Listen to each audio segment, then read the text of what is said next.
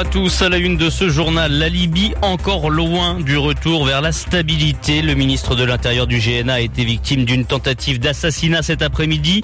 Le convoi transportant Fathi Bashara a été attaqué sur une autoroute près de Tripoli. Il va bien selon son entourage. Comme un semblant de retour à la normale en Israël, le pays rouvre ses commerces ce dimanche, ses salles de sport aussi, mais comme d'autres lieux, ses clubs d'entretien physique ne sont ouverts qu'à ceux qui sont vaccinés ou guéris de la Covid-19.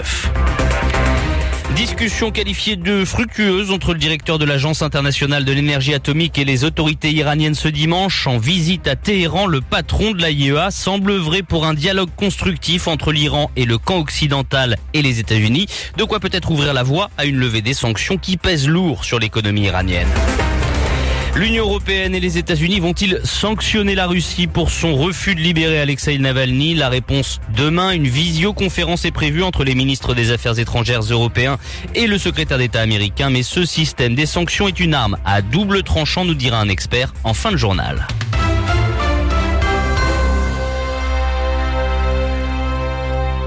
Sur le chemin de la réunification depuis la nomination d'Abdelhamid Dbeiba, la Libye n'en a pas pour autant fini avec ses vieux démons. Le ministre de l'Intérieur du GNA, victime d'une tentative d'assassinat ce dimanche. Bonsoir David Labo. Bonsoir François. Retour sur les faits avec vous. Cela s'est passé il y a un peu plus de 4 heures maintenant. Fathi Bashara retourné à sa résidence dans la zone touristique de Janzour, c'est tout près de Tripoli. C'est une route côtière. Sur le bas-côté, une voiture attend son passage. Une voiture que l'on nous dit blindée. Ses occupants ouvrent le feu à la mitrailleuse. Les gardes du corps du ministre ripostent. L'un d'eux est blessé. Mais le ministre, lui, assez miraculeusement, en ressort indemne. Selon un membre de son entourage, 2 des assaillants ont été arrêtés. Un 3e a succombé à ses blessures. Toujours selon cette source, les hommes de ce commando seraient originaires de Zawiya, à 50 km de la capitale. En ciblant ce ministre, il ne s'en prenait pas à n'importe qui. Fathi Bashara est un poids lourd du personnel politique en Libye. Son nom avait beaucoup circulé pour le poste de Premier ministre par intérim. En poste depuis 3 ans, il a fait de la lutte contre la corruption son cheval de bataille. Il est connu également pour sa campagne intense afin de réduire l'influence des milices dans le pays. De quoi lui faire, François, pas mal d'ennemis. Et après cette tentative d'assassinat, merci David, qui a visé le ministre, Fathi Bashara a reçu un appel de l'ambassadeur américain en poste à Tripoli. Richard Nolan lui a exprimé son indignation et renouvelé le soutien total de Washington à ses efforts afin de mettre un terme à l'influence des milices dans le pays. Nous sommes dimanche, veille des 2 ans du Irak en Algérie. Dimanche, jour choisi depuis le début du mouvement pour des rassemblements en France. Le peuple ira jusqu'au bout. Slogan entendu dans les rues de Paris où plusieurs centaines de manifestants se sont réunis ce dimanche. L'occasion d'appeler entre autres à la libération de tous les prisonniers d'opinion et réclamer un changement radical du système. Et au sujet de ces libérations justement, le président français Emmanuel Macron salue l'amnistie décidée par Abdelmajid Tebboune. Rappelons qu'elle a conduit à une 30aine de libérations, dont celle de l'opposant Rachid Nekaz et du journaliste Khaled Drareni. On reste dans l'actualité de notre région au Maroc. Le ministère de la Santé joue la carte de la prudence face à la découverte de nouveaux variants de la Covid-19. Les autorités ont récemment relevé 24 souches du variant anglais sur le territoire. Les souches sud-africaines et brésiliennes n'ont-elles toujours pas été détectées? Les citoyens sont appelés à redoubler de vigilance. Et pendant ce temps, la campagne de vaccination se poursuit. Près de 2,5 millions de personnes ont reçu une première dose du vaccin. Parmi elles, près de 14 000 se sont vus injecter la seconde dose et seraient donc immunisés.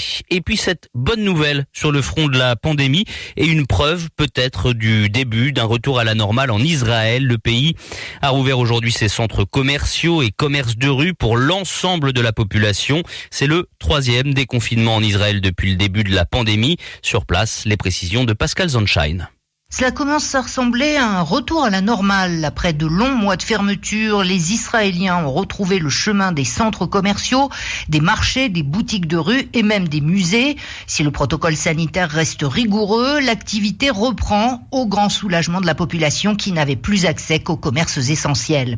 Mais surtout, la nouveauté, c'est la réouverture à 2 vitesses qui va bénéficier aux 3 millions de personnes totalement vaccinées et aux 400 000 qui ont guéri du Covid. Le ministère de la Santé leur a en effet établi un passeport vert qui leur permet d'accéder aux hôtels, aux salles de sport et de spectacle et aux piscines publiques. Outre les secteurs qui attendent encore leur réouverture, ce sont les jeunes qui restent pénalisés. Seule la moitié des Israéliens d'âge scolaire, élèves des classes primaires et de première terminale dans les localités à faible taux de contamination, ont été autorisés à reprendre les cours en présentiel. Tous les autres, privés d'école depuis près d'1 an, doivent poursuivre le téléenseignement. Ce programme pilote doit permettre d'évaluer le rapport entre le risque de rebond épidémique et le niveau d'immunité d'une partie de la population. En Israël, Pascal Zonshine pour Midi 1. Et non loin de là, les responsables de la bande de Gaza annoncent l'arrivée de quelques 20 000 doses de vaccins anti-Covid Sputnik V dans l'enclave palestinienne. Des doses fournies par les Émirats Arabes Unis. Ces vaccins sont destinés aux équipes médicales de la bande de Gaza. Retour sur notre continent, jour de vote au Niger. Les Nigériens appelés aux urnes pour le second tour de la présidentielle. Mohamed Bazoum, Premier ministre et ancien proche du président sortant Mahamadou Issoufou, est le grandissime favori. Face à lui, le candidat de l'opposition, Mahaman Ousmane, ancien président de 93 à 1996. Un second tour sur fond d'insécurité. La preuve encore cet après-midi, 7 membres de la commission électorale ont été tués dans l'explosion de leur véhicule. Comme un air d'apaisement en Iran, en visite dans le pays depuis hier, Raphaël Grossi, directeur de l'Agence internationale de l'énergie atomique, qualifie les discussions avec les autorités iraniennes de fructueuses. Même son de cloche du côté de Téhéran qui parle de discussions fondées sur le respect mutuel. Et pourtant, hier encore, l'Iran posait comme préalable à tout assouplissement sur la question du nucléaire la levée des sanctions américaines, des sanctions qui pèsent lourdement sur l'économie iranienne. Thierry Coville, chercheur à l'IRIS, spécialiste de l'Iran. Il suffit de voir les chiffres du FMI, c'est catastrophique. Quand l'Iran est en récession, je crois, autour de 5-6% depuis en 2018, 2019 et 2020. Puis on a une inflation de 40%. Donc il y a vraiment une chute du pouvoir d'achat en Iran. Les gens consomment moins d'aliments comme la viande, le lait. Enfin, la situation sociale, le chômage a augmenté, la situation sociale est catastrophique. C'est aussi une des critiques qu'on pourrait faire à ces sanctions, c'est que le régime résiste et puis c'est la population qui prend les sanctions de plein fouet. Il y a quelque chose de profondément un problème éthique, parce que les États-Unis ou l'Europe ont un problème avec la politique régionale de l'Iran. Est-ce que c'est une raison pour sanctionner 80 millions de personnes? Donc c'est aussi un des problèmes que posent ces sanctions massives contre l'économie iranienne. Thierry Coville, chercheur à l'IRIS, spécialiste de l'Iran, interrogé par David Labo. Et si les Américains pourraient à leur tour assouplir leur position vis-à-vis de l'Iran et lever au moins une partie des sanctions qui pèsent sur Téhéran, Washington pourrait au contraire se joindre à l'Union européenne pour en infliger à la Russie. Un sujet qui va faire l'objet d'une réunion en visioconférence demain lundi entre les ministres des Affaires étrangères européens et le secrétaire d'État américain. Elle fait suite au refus de Moscou de libérer Alexeï Navalny.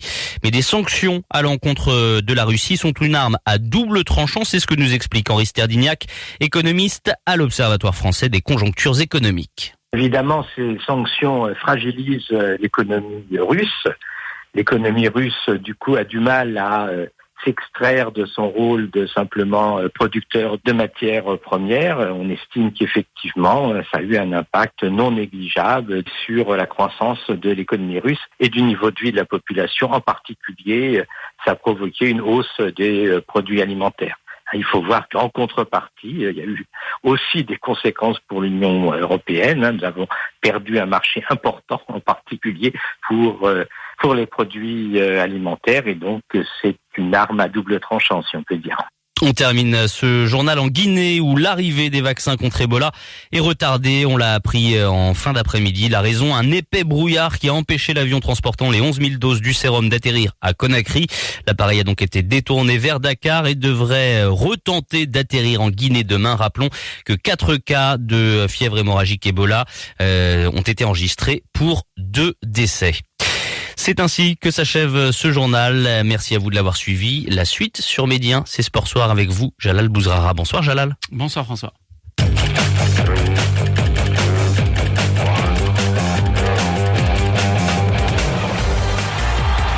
Les sportifs, bonsoir, bienvenue dans cette nouvelle édition de Sport Soir qu'on entend parler compétition africaine des clubs. Après son élimination précoce en Ligue des Champions, le Raja a été reversé en Coupe de la CAF, une compétition dont il a failli sortir cet après-midi à l'occasion des barrages retour, mais malgré leur défaite 1-0 sur le terrain de l'US Monastir, le but d'Elias Jlassi à la 39e minute.